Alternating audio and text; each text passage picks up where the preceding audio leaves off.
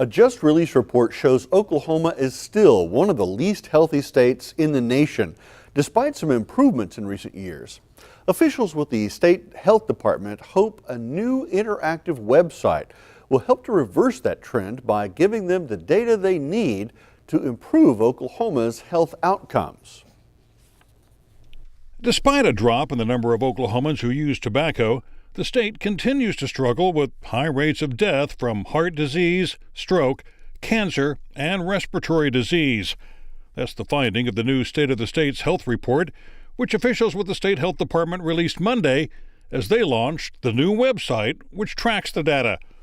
The news isn't all bad. Thank you, Commissioner. Dr. Scott Stewart says the state has made strides in some areas. We've seen improvements in colon cancer and prostate cancer rates and outcomes. You'll see that we're the second lowest in the nation for heavy and binge drinking, fifth in the nation for pneumonia vaccine, and seventh in the nation for immunization rates for influenza for our senior citizens. Stephanie Uren, the director of the Center for the Advancement of Wellness, says the drop in smoking rates is a major factor in improving the state's overall health rankings. We're at 19.6. We've never been that low before. And tobacco is still the #1 cause of death and disease in our state.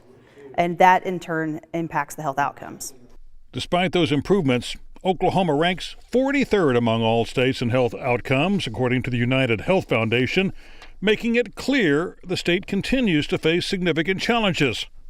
Heart disease, diabetes, cancer, chronic lung disease, our rates and outcomes for those measures remain among the poorest in the country. So there's still a lot of work to do.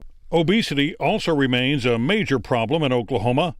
We're still sitting at about a third of Oklahoma adults that are obese or overweight. However, just a handful of years ago, we were on track to be one of the most obese states by 2030, and they were projecting that our obesity rate would be sitting at 60%, not at 32, 33%.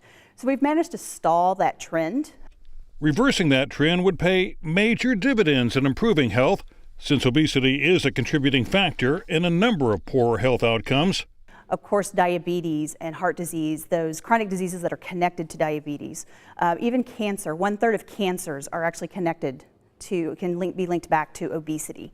Officials hope a new website at stateofstateshealth.ok.gov will help the state make further improvements in health outcomes.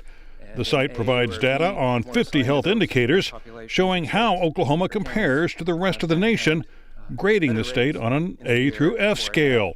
You'll be able to drill down and look at the information you really want to, even based on either by county or by demographics or by health indicators. Health Department Interim Commissioner Tom Bates says the new website will give healthcare professionals the tools they need to target limited resources and hopefully improve health outcomes for at-risk populations. Is it obesity or is it smoking that they're particularly lagging in? And it is among youth or women or men or older people or among a certain ethnic group, and then they can target those efforts to those demographics. While the state has been compiling data on health statistics for more than 2 decades, the new website has an advantage over the old report, which was only updated every 3 years. So that as new information comes in, we don't have to wait for that 3-year refresh. Instead, we can load that data and it'll be available for organizations to look at on a more timely basis. The agency hopes the new website will aid health professionals at both the state and county level to make strategic decisions that will improve Oklahomans' overall health.